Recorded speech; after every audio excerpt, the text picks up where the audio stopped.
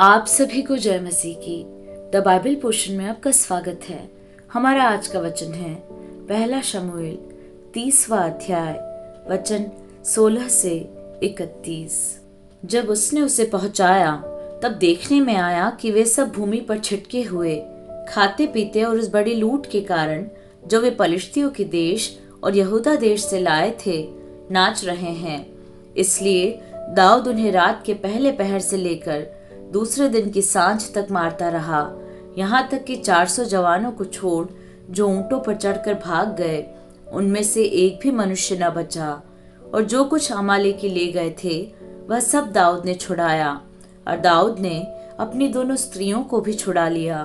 वरन उनके क्या छोटे क्या बड़े, क्या बेटे क्या बेटियां, क्या लूट का माल, सब कुछ जो अमालेकी ले गए थे उसमें से कोई वस्तु न रही जो उनको न मिली हो, क्योंकि दाऊद सब का सब लौटा लाया।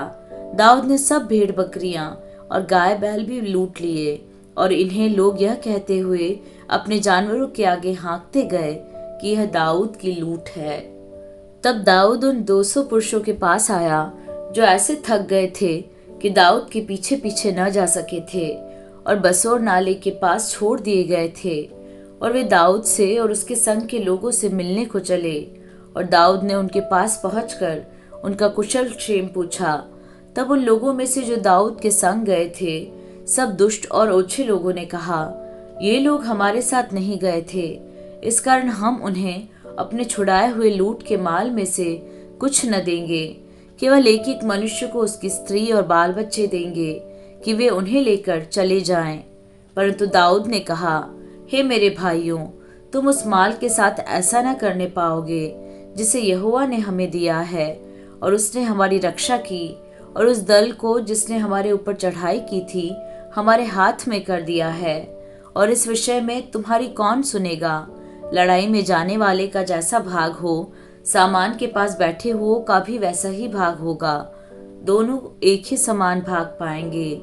दाऊद ने इस्राएलियों के लिए ऐसी ही विधि और नियम ठहराया, और वह उस दिन से लेकर आगे को वरन आज लो बना है।